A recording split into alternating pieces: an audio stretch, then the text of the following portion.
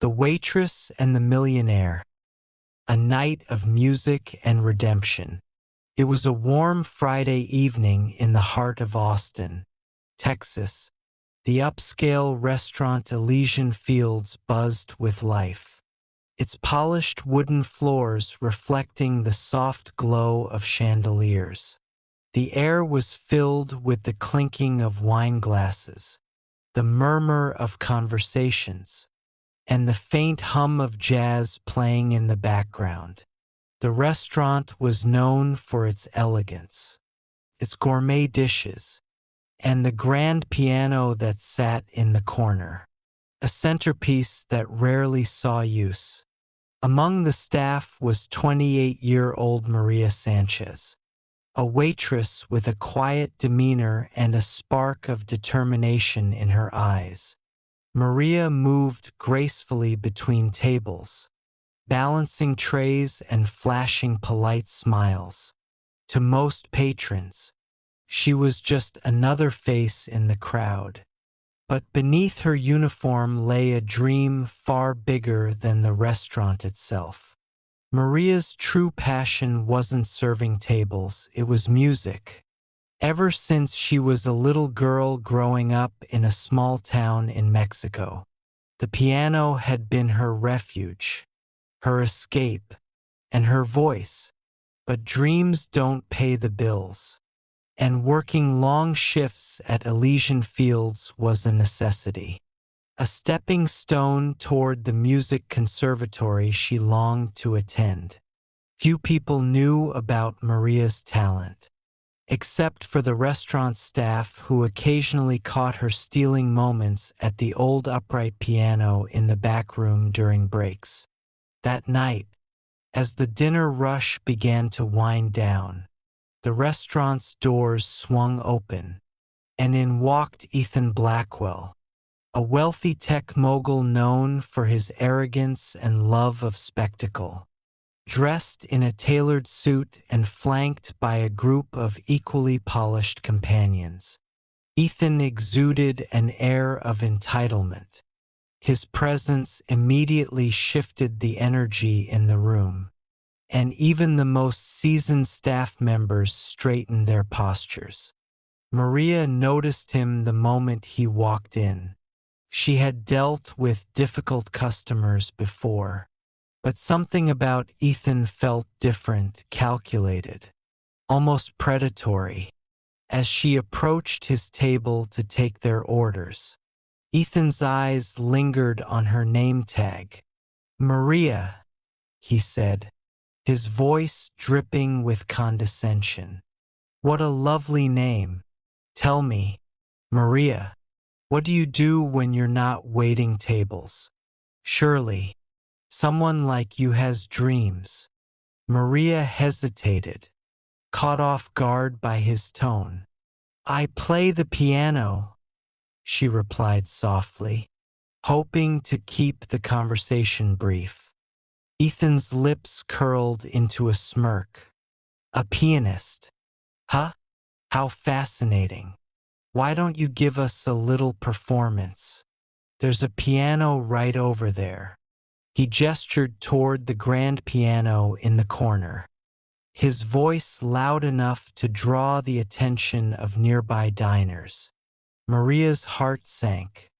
"I'm just here to work tonight," she said, forcing a polite smile.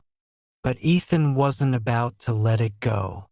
"Nonsense," he declared, his voice booming. "Surely, a future star like you isn't afraid of a little audience."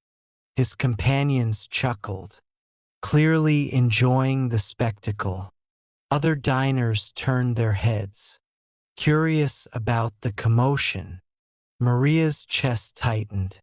She could feel the weight of their stares, the silent judgment waiting to unfold. She wanted to say no, to walk away, but Ethan's challenge hung in the air, daring her to rise to it or crumble under its weight. "Fine," she said, her voice steady but low. "I'll play. The room fell silent as Maria walked toward the piano. Each step felt heavier than the last. But she held her head high. She slid onto the bench, her fingers trembling as they hovered over the keys. She closed her eyes for a moment, steadying her breath, and then she began to play. The first notes were soft and hesitant, but as Maria leaned into the music, her confidence grew. She chose a piece she knew by heart, a soulful rendition of Clair de Lune by Debussy. The melody spilled into the room, weaving through the air like a delicate thread. The diners fell silent, their earlier chatter replaced by a collective stillness. Even Ethan, who had been whispering to his companions, went quiet as the music swelled.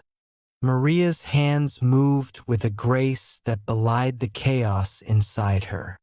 The notes poured out like a confession, each chord carrying a piece of her story, the sacrifices her mother had made, the nights she had spent practicing in a cramped room, the weight of dreams deferred but never abandoned. By the time she struck the final chord, the room was utterly still, and then the applause began. It started with a few claps, then grew into a thunderous roar. Diners stood, their faces lit with admiration. Maria's colleagues joined in, their pride evident. Ethan, however, remained seated. His smirk was gone, replaced by an expression of shock and discomfort. He raised his hands and clapped slowly, a hollow sound compared to the cheers around him. Maria stood, her knees still trembling but her back straight. She glanced around the room, her gaze finally landing on Ethan. "Thank you," she said, her voice steady. "Everyone has a gift. It's how you choose to use it that matters."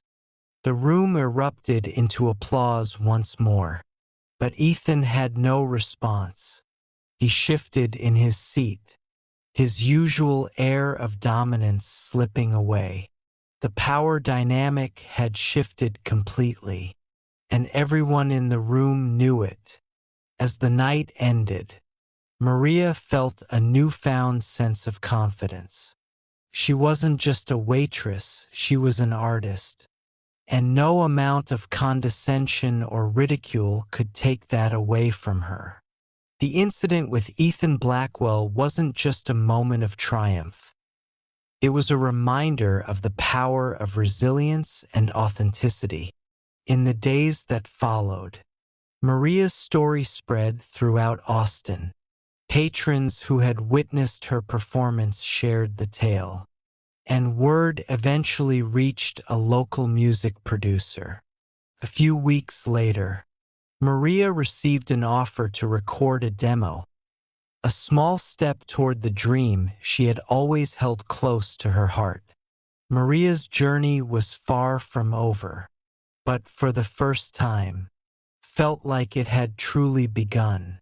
She had silenced the voices of doubt, not just in the room that night, but within herself. And as she sat at her old upright piano in her small apartment, her fingers gliding over the keys, she smiled. Her story was just getting started. What about you? What dream have you been holding back on because of fear or doubt? Don't wait for someone like Ethan to test you. Take your step forward now. If Maria's story inspired you, subscribe for more tales of resilience and triumph. Your story could be next.